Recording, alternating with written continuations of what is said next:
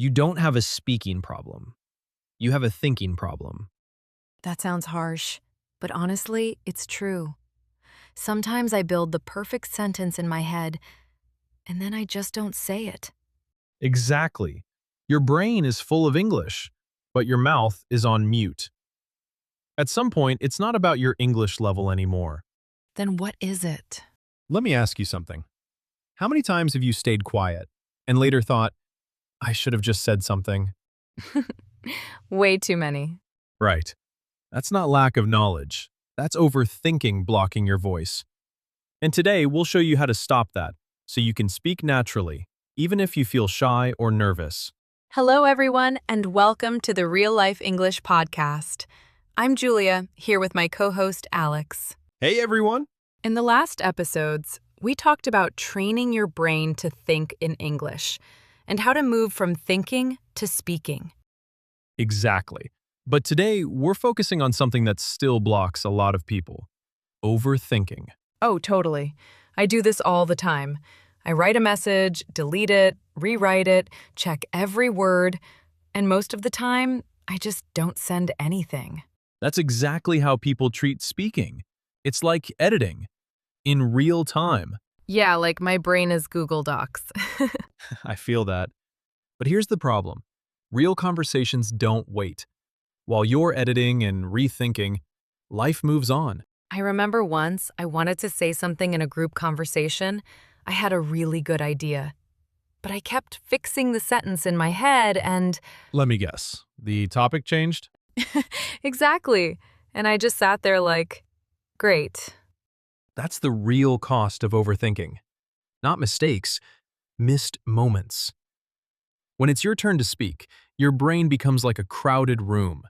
Grammar, vocabulary, fear, judgment. Yeah, it feels like chaos. And in that chaos, your voice disappears. Try saying this out loud. My English is under construction. My English is under construction. Huh. That actually feels kind of relieving. Good, because it's true. Now let's test something. Say this out loud quickly. Yesterday, I go, or went, to the store. Wait, I immediately started thinking about grammar. Exactly. That pause, that hesitation, that's overthinking. And that's what we need to reduce.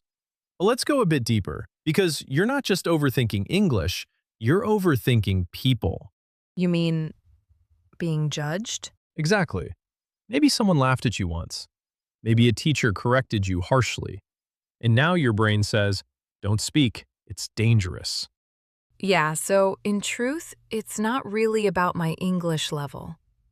It's about my own fears. Exactly. And here's something important. Nobody is thinking about you as much as you think. That's true.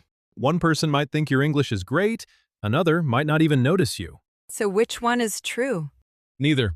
They're too busy thinking about themselves, just like you. Overthinking is built on two words. What if? What if I mess up? What if they laugh? Exactly. So try replacing the what if with what is. What is... Okay. Right now, nothing bad is happening. Exactly. You're afraid of a future that doesn't exist. And here's the paradox.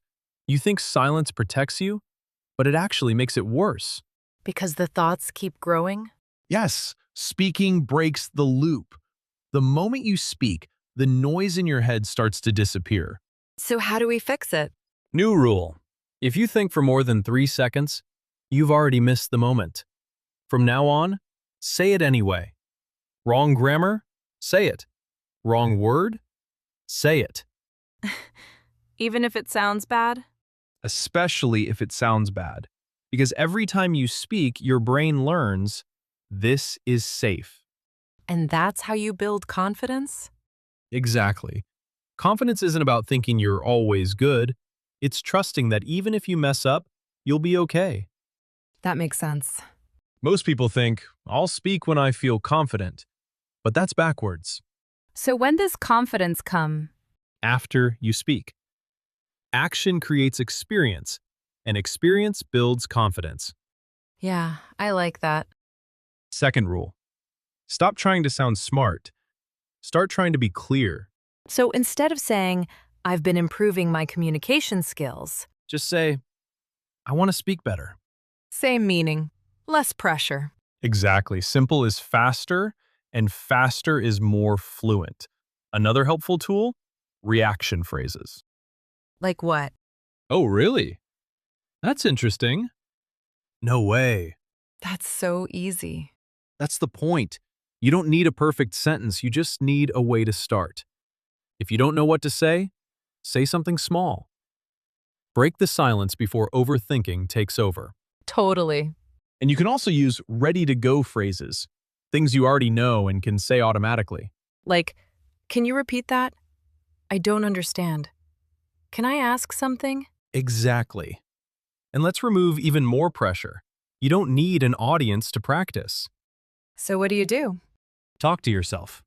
While cooking, I'm cutting vegetables. While walking, I'm going to the store. Ah, like narrating your day. We talked about that before. Yes, it trains your mouth and makes speaking more natural. So right now, say one sentence about your day out loud.